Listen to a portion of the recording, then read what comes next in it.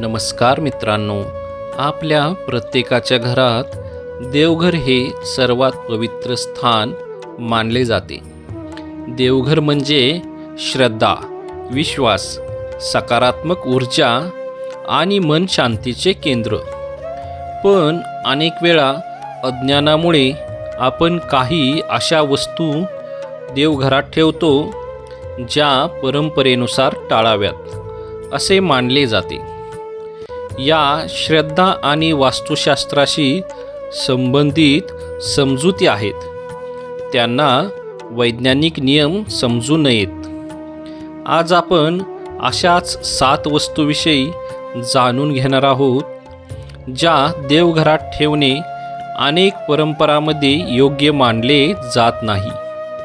तसेच त्यामागील कारणे आणि त्याऐवजी काय करावे हेही समजून घेऊया.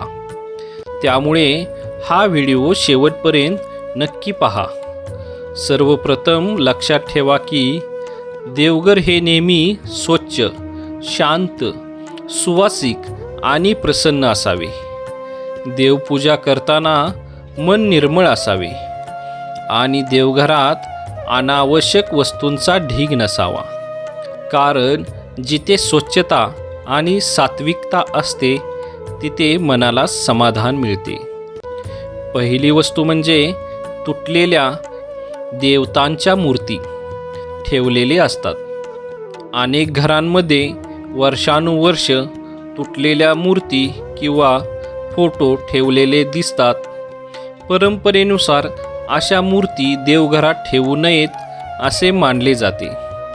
जर मूर्ती तुटली असेल तर तिचे योग्य धार्मिक पद्धतीने विसर्जन करावे किंवा स्थानिक परंपरेनुसार तिची व्यवस्था करावी.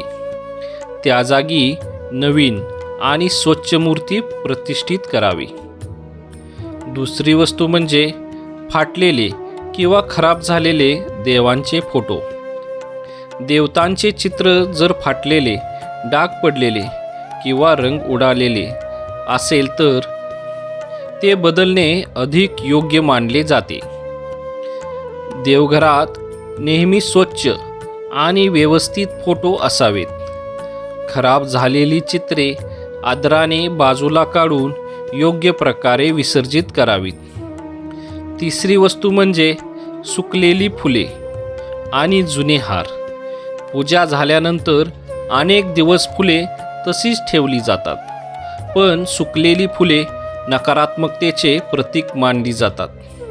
त्यामुळे रोज शक्य असल्यास जुनी फुले काढून नवीन फुले अर्पण करावीत. जर रोज फुले मिळत नसतील तर निदान देवघर स्वच्छ ठेवावे.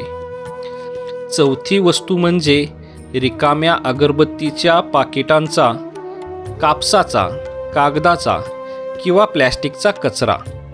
देवघरात पूजेचे साहित्य ठेवणे योग्य आहे, पण वापरून झालेला कचरा तिथे साठवणे योग्य मानले जात नाही. देवघर जितके स्वच्छ राहील तितके वातावरण प्रसन्न वाटते. पाचवी वस्तू म्हणजे बंद पडलेले घड्याळ किंवा खराब इलेक्ट्रॉनिक वस्तू. काही जण देवघरात जुने घड्याळ, खराब दिवे किंवा बंद पडलेले उपकरण ठेवतात. अशा वस्तू देवघरात ठेवण्याऐवजी दुसरीकडे ठेवाव्यात. देवघरात फक्त पूजेशी संबंधित वस्तू असाव्यात. 6वी वस्तू म्हणजे तुटलेले पूजेचे साहित्य. तुटलेली घंटा, फुटलेला दिवा, तडा गेलेला कलश किंवा खराब झालेले पूजेचे भांडे वापरणे टाळावे असे अनेक परंपरांमध्ये सांगितले जाते. शक्य असल्यास नवीन पूजेचे साहित्य वापरावे.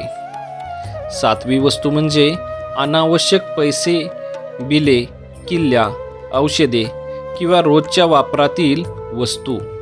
अनेक वेळा देवघर हे सुरक्षित जागा म्हणून तिथे किल्ल्या, पाकीट, बिले किंवा इतर वस्तू ठेवतात. पण देवघर हे संग्रह करण्याचे ठिकाण नसून पूजेचे स्थान आहे. त्यामुळे अशा वस्तू दुसरीकडे ठेवणे अधिक योग्य ठरते. याशिवाय देवघरात नियमित स्वच्छता करणे खूप महत्त्वाचे आहे. देवघरातील धूळ वेळोवेळी पुसावी. दिव्याची वात बदलावी. तेल किंवा तुपाचा दिवा स्वच्छ ठेवावा. घंटा स्वच्छ ठेवावी. पूजेचे भांडे धुवून ठेवावे. देवघरात सुगंधी वातावरण ठेवण्यासाठी नैसर्गिक उदबत्ती किंवा धूप वापरू शकता. देवपूजा करताना मनातील श्रद्धा सर्वात महत्त्वाची असते. केवळ वस्तू बदलल्याने जीवन बदलते असे नाही.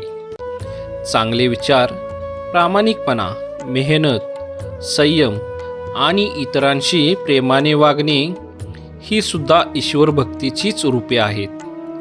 घरात मोठ्यांचा आदर करा. आई वडिलांची सेवा करा. गरजूंना मदत करा. सत्य बोला. कोणाचाही अपमान करू नका. मनात द्वेष ठेवू नका.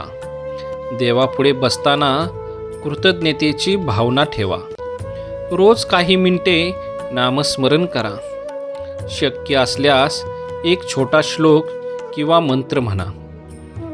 यामुळे मन शांत राहण्यास मदत होते. देवघरात प्रकाश, स्वच्छता आणि सात्विकता टिकवून ठेवणे ही प्रत्येकाची जबाबदारी आहे. पूजा मोठी असो किंवा छोटी, भावना शुद्ध असणे सर्वात महत्त्वाचे आहे. देवाला सोन्या चांदीची गरज नसते, तर निर्मळ मनाची गरज असते.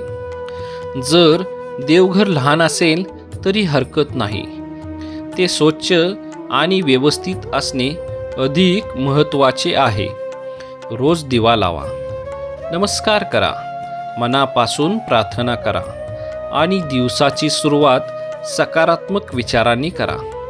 आज सांगितलेल्या 7 गोष्टी या विविध परंपरा आणि श्रद्धामध्ये प्रचलित असलेल्या समजुतीवर आधारित आहेत. प्रत्येक घराची परंपरा वेगळी असू शकते. त्यामुळे आपल्या कुटुंबाच्या परंपरेचा आदर राखत योग्य निर्णय घ्या. मित्रांनो, देवघर हे फक्त घरातील एक कोपरा नसून आपल्या श्रद्धेचे प्रतीक आहे. ते जितके पवित्र आणि स्वच्छ ठेवू तितके आपल्या मनालाही प्रसन्नता लाभेल. देव आपल्या भक्तांकडे बाह्य वस्तूंनी नाही तर त्याच्या श्रद्धेने पाहतो. म्हणून मन शुद्ध ठेवा. चांगली कर्मे करा. सकारात्मक विचार ठेवा आणि ईश्वरावर विश्वास ठेवा. जर हा व्हिडिओ तुम्हाला आवडला असेल तर त्याला लाईक करा. आपल्या मित्र नातेवाईकांपर्यंत शेअर करा आणि अशाच श्रद्धा, संस्कृती आणि आध्यात्मिक विषयावरील व्हिडिओंसाठी आपल्या चॅनेलला सबस्क्राईब करायला विसरू नका. कमेंटमध्ये नक्की सांगा की तुमच्या देवघरात स्वच्छता आणि सात्विकता राखण्यासाठी तुम्ही कोणती गोष्ट नियमित करता. धन्यवाद. जय श्री स्वामी समर्थ.